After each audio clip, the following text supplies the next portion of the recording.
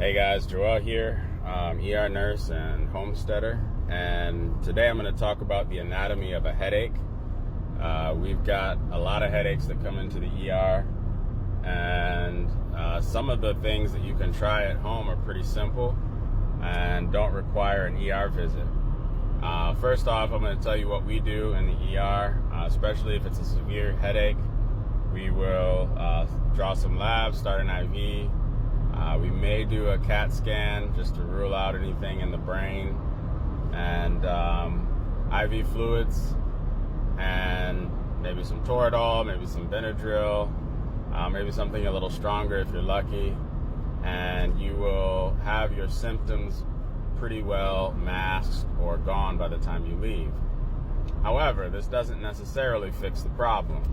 When you go home, you're not going to have access to all those lovely drugs we give you. So today I'm going to tell you a little bit about a headache and then a couple things you can try at home. Headaches generally are a result of lack of blood flow to the brain. We've got vessels that go into the brain, and whenever there is a restriction of that blood flow, you experience pain. And that restriction of blood flow can be from a multiple source of things. One is muscular restriction. So if you have a tension headache, for instance, it is muscles that are bunched up and causing restricted blood flow, usually in the back of the neck, sometimes the side of the neck, but that's muscular. The other one is the blood flow itself. Sometimes your blood can be thick, sluggish, and not moving as thinly as it needs to, and this can cause pain. But generally, it's a lack of blood flow, which is a lack of oxygen, okay? So when you have no oxygen, I've talked about in other videos of mine, you experience pain. So when people are having a heart attack, for instance, it's a lack of blood flow to your heart, which causes pain.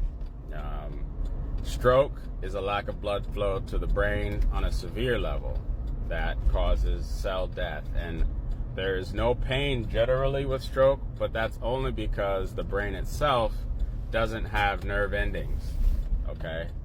But any other part of your body, if you restrict blood flow to it, you're going to experience pain.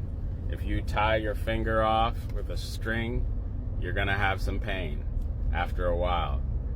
That lack of blood flow, lack of oxygen, the only way your body can signal to you that that's happening is through pain. And so headaches are not your brain hurting. Headaches are the nerves in your scalp and, some of the deeper tissues, the musculature in your scalp that's hurting. And that is also from lack of blood. So that's the anatomy of a headache. Now, what can you do? Like I said, if it's musculature, you can do stretches, neck stretches, back stretches. The muscles that go up the back of your neck are also at your tailbone. So those muscles need to be stretched all the way down. Bend at the waist. Do 30 seconds of stretches twice a day, morning and evening. You'll notice a big difference. The other thing is stress. Stress causes your muscles to bunch up, causes your blood pressure to get high, which also decreases blood flow to the vital organs. And so if you can eliminate stress and find the source of your stress, mitigate your stress, take times to relax, think happy thoughts, like I tell my patients all the time, you're going to find headaches can be alleviated that way. And the most important and the easiest thing to do is to stay hydrated. We do not drink enough water as a people, and we need to drink more water, especially when cold weather arrives. It's dry.